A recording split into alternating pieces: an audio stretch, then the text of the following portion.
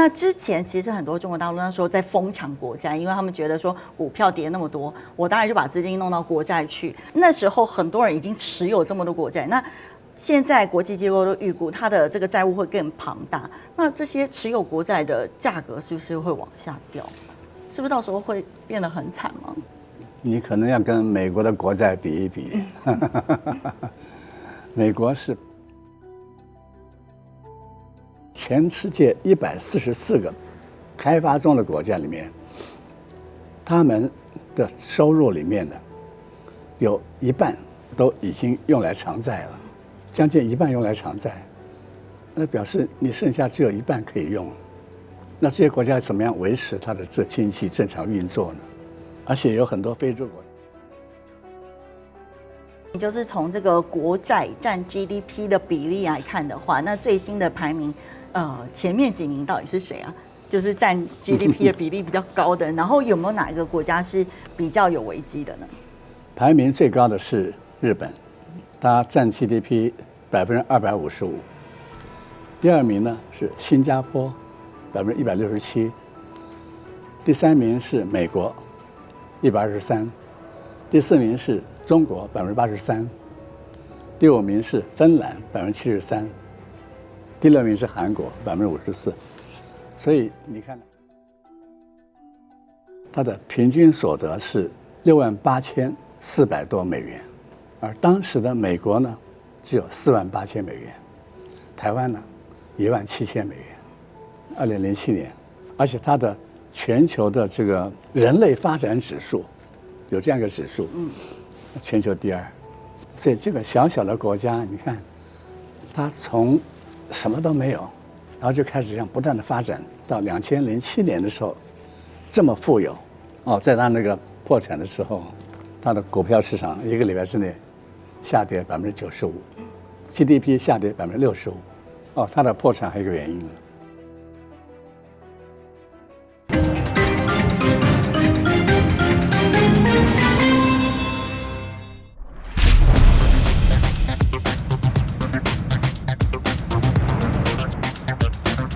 Meanwhile, public debt is on track to surpass $100 trillion this year, an all-time high, an equivalent to 93% of global GDP. By 2030, we expect that figure to approach 100% of GDP. So here is the bottom line. The global economy is in danger of getting stuck on a low-growth, high-debt path. That means lower incomes and fewer jobs. It also means lower government revenues, so less investment to support families and fight long-term challenges like climate change. These are anxious times. 國際貨幣基金會它就有講到說，全球政府的債務今年要首度突破100兆美元。等於是3000多兆台幣，這很驚人。那他說，因為各國越來越傾向來增加政府支出，然後來把錢撒出去。那另外一方面，大家都在拼說，我要減稅，所以未來10年之後，我們的這個全球的政府債務會更驚人。然後他覺得這是未來會是一個很大的危機，那也會排擠到很多相關的支出，是這樣子嗎？其實我們現在這樣講啊。我們大概談到的還都是一些比較有錢的國家，像美國，但是真正會發生問題的不是有錢的國家，是窮國。窮國什麼問題呢？窮國論就是在新冠疫情期間呢，這些國家呢，他們都借了很多的債，借了很多債到現在呢，他想要去償還，可是呢，他到處去找錢找不到錢，所以他的這個債務就債滾債就越來越大。所以這些窮國的問題就非常嚴重。這窮國呢，他們很可能到最後就違約了，然後甚至呢，可能更慘，就破產了。而這樣的窮國多少呢？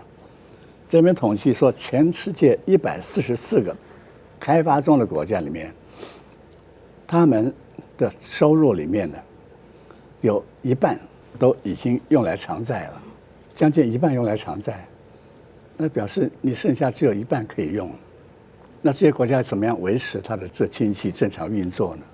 而且有很多非洲國家呢，它目前的情況呢是非常悲慘。這些非洲國家呢，他們說以撒哈拉沙漠以南的國家最嚴重。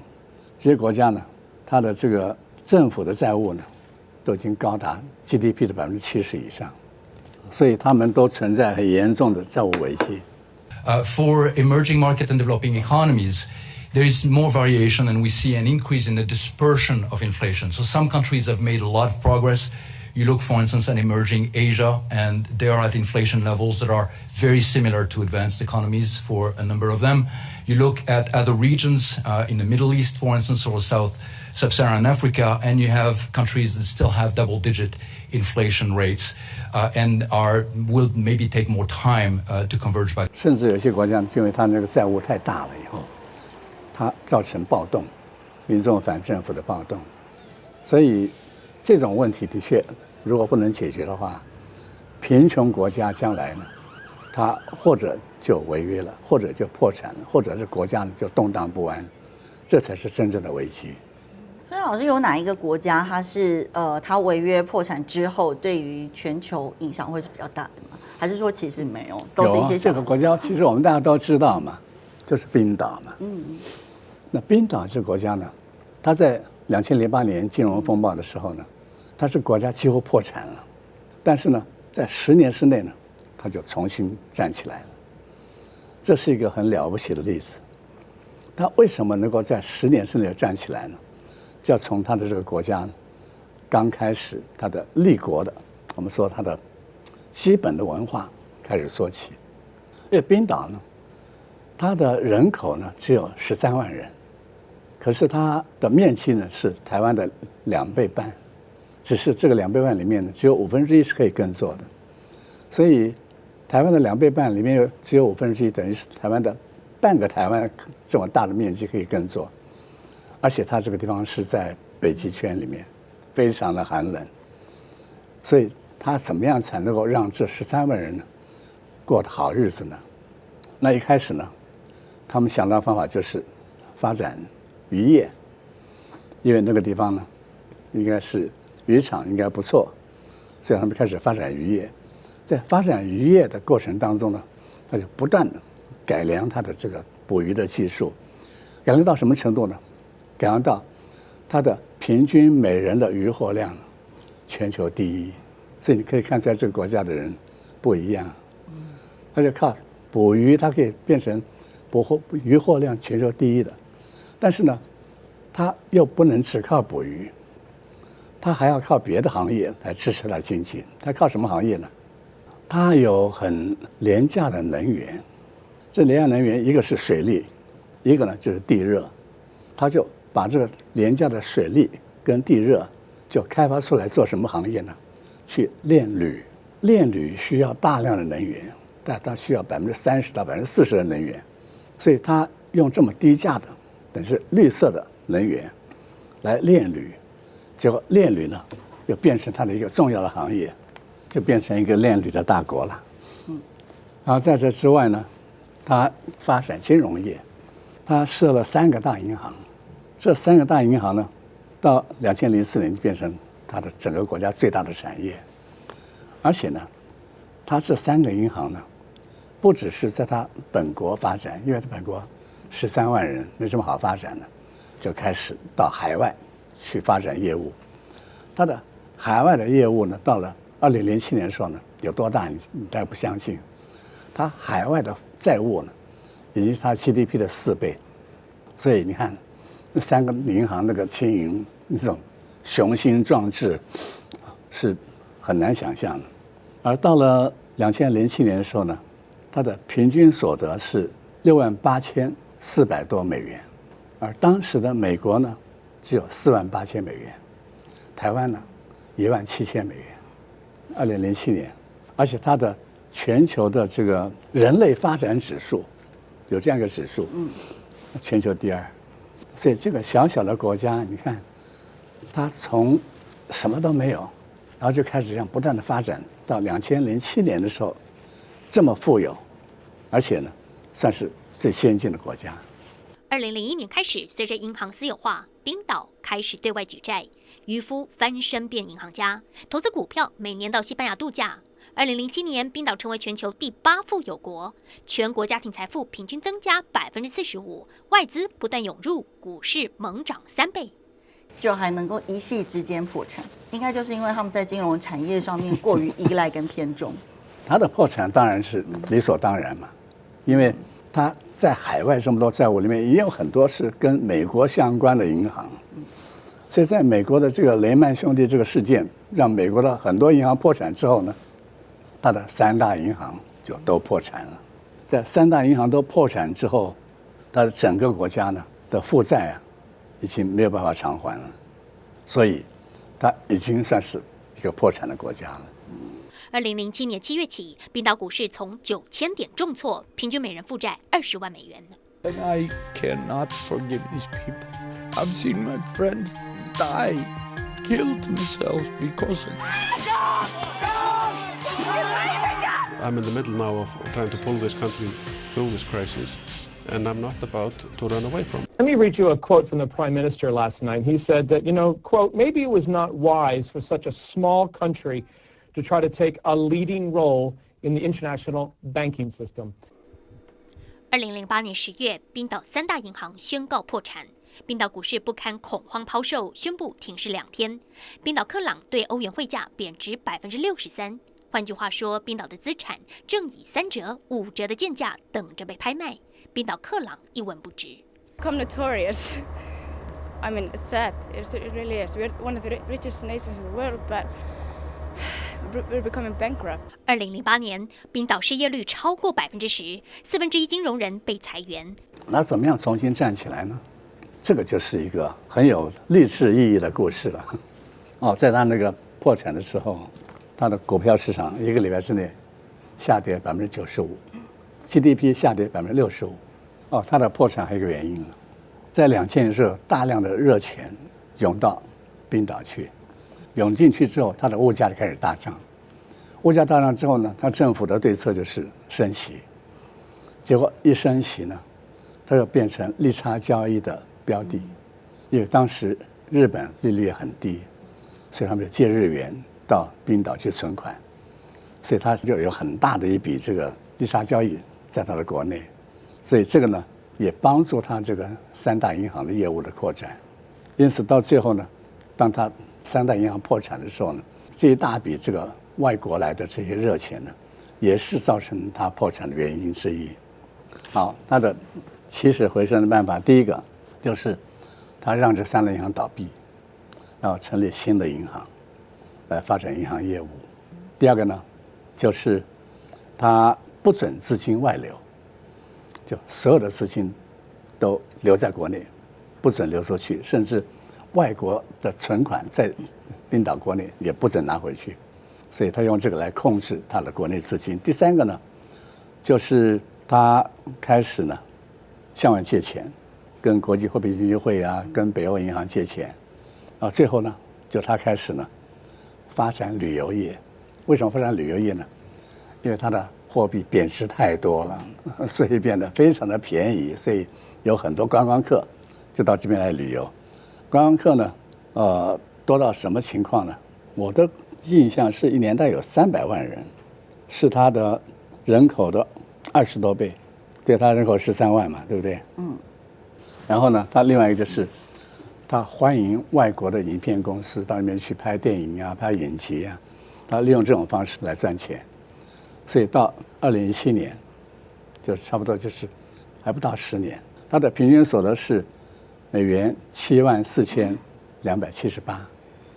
而當時美國呢只有62600，所以不到10年的時間，9年時間，它又重新站起來，又變成一個最富有的國家。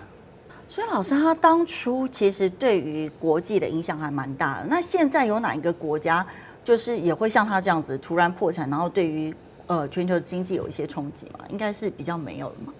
當時他的破產對全球經濟影響大的原因，是因為3大銀行了。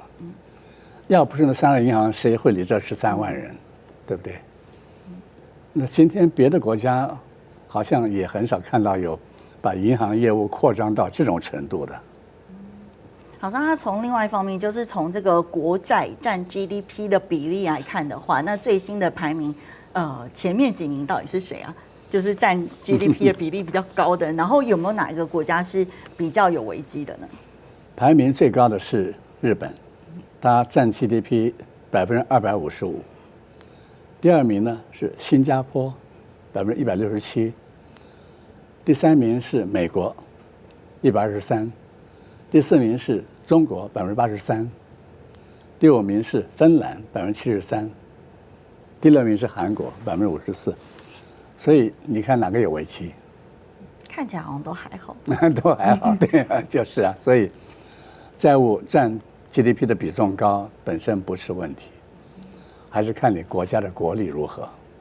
所以像美國、像日本，它的國力還是很強的時候，它的債務佔比這麼高，也沒有人認為它會破產、會違約、會倒閉。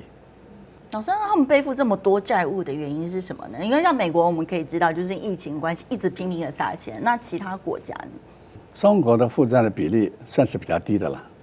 那新加坡的負債比例這麼高，其實我倒沒有想過什麼原因，因為這個國家其實是一個很健全的國家，它的政府的負債究竟是怎麼發生的？其實我應該好好去看一下，因為我從來沒想過新加坡會是一個債務這麼高的國家。對，日本呢，當然就是它最近這段時間，它的問題很多，而且它是要貨幣寬鬆去救經濟。那中國大陸呢？中國大陸83%還算好，還沒有超過 GDP， 可是也是前幾名。對，對。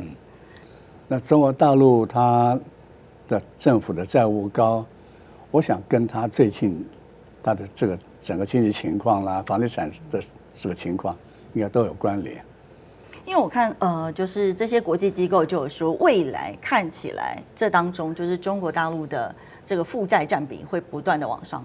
就如果他現在要救經濟的話，他可能會拼命的就是發債，因為他現在呢，他的這個地方政府的債務，那個應該是讓他的政府債務佔比高的一個主要原因。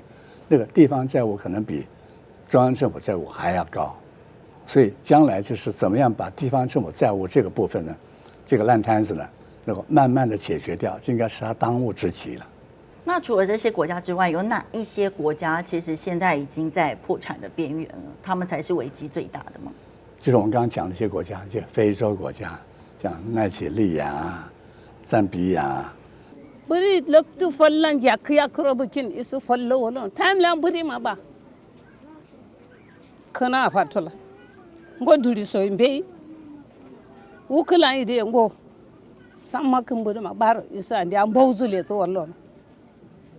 What we are saying that it's a crisis within a crisis within a crisis. What it means is that beyond the food insecurity that is there is conflict and displacement, and with the climate change, we have witnessed a situation where we have immense devastation due to the floods, and this has really pushed people to the brink of their food insecurity.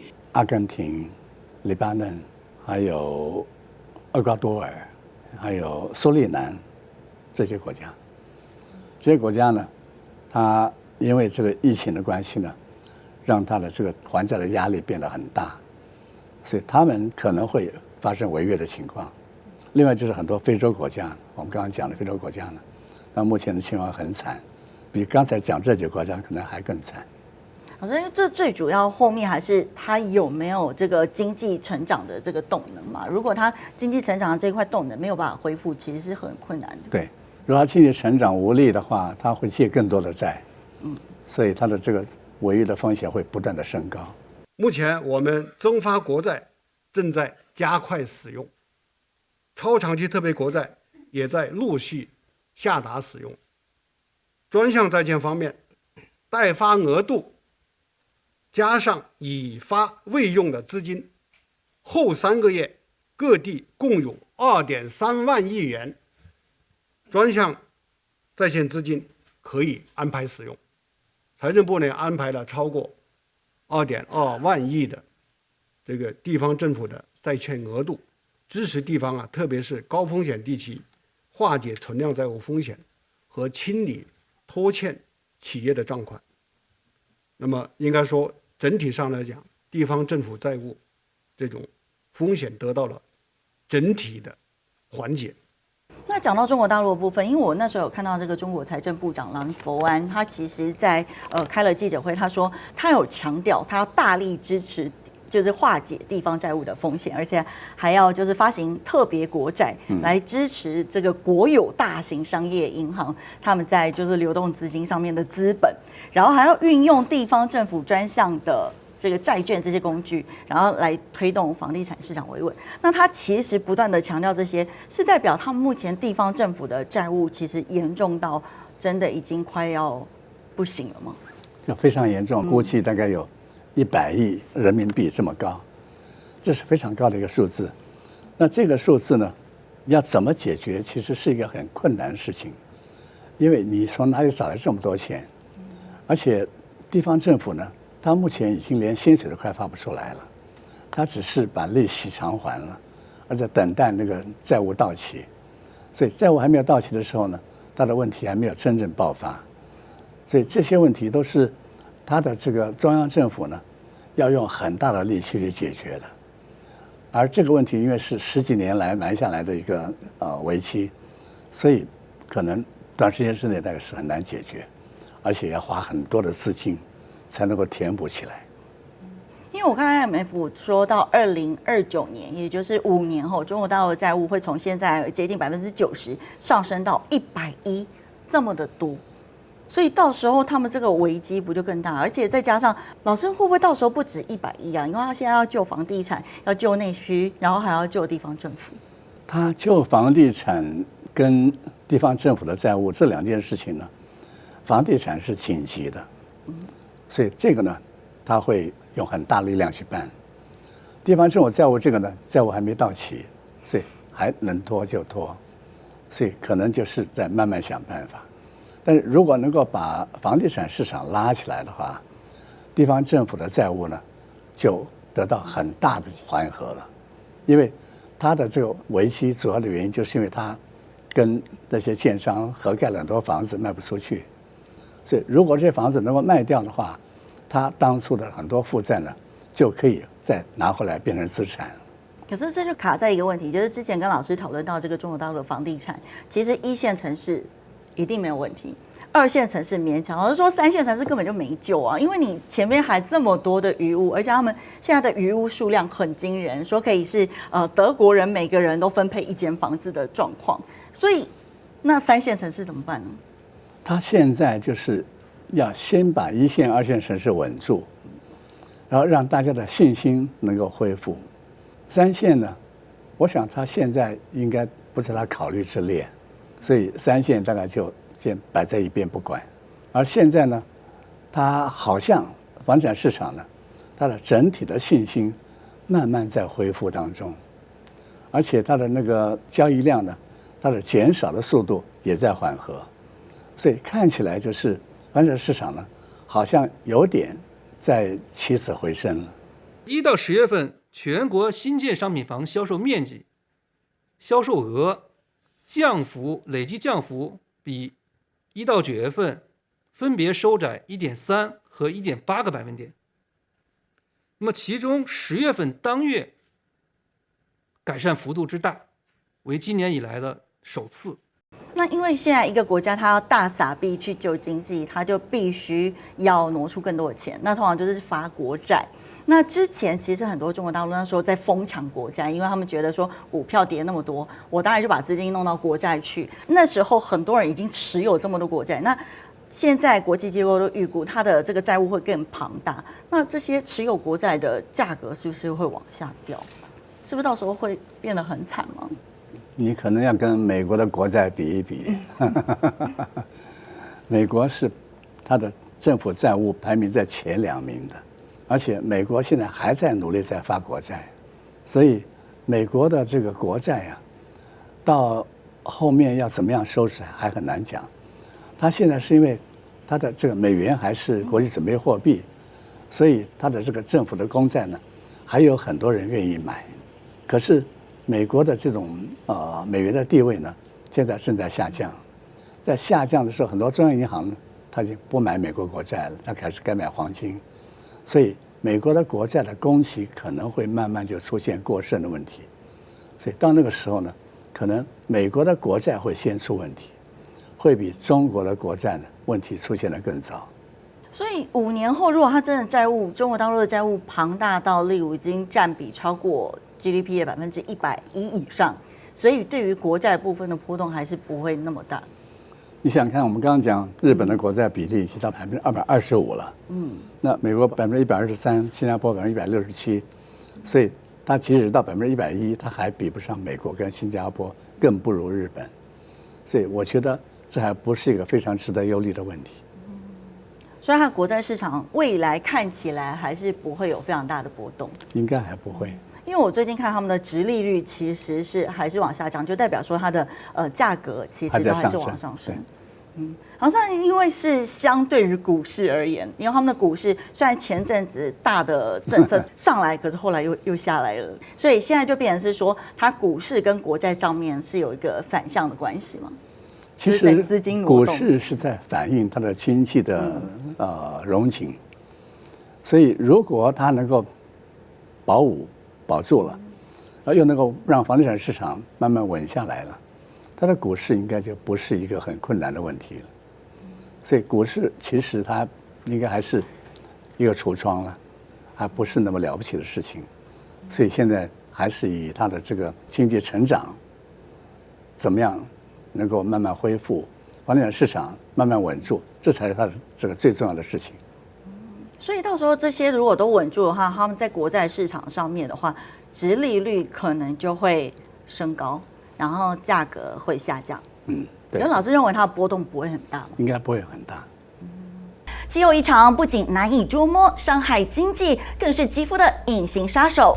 中天自有品牌 KS 逆時奇蹟活膚露全效精華精華霜，帶您抗老凍齡。一起看完下面廣告。姐妹們總煩惱臉上細紋、乾燥與暗沉，現在起跟我一起放心交給 KS Royal Face 皇家顏值逆時奇蹟系列。KS Royal Face 皇家顏值逆時奇蹟系列，它添加5種 EGF， 專門防止肌膚老化，強化皮膚修復，增加肌膚彈性水嫩，輕鬆撫平皺紋，喚回青春自信。KS Royal Face 皇家顏值逆時奇蹟活膚露全效精華精華霜，即刻啟動凍齡密碼。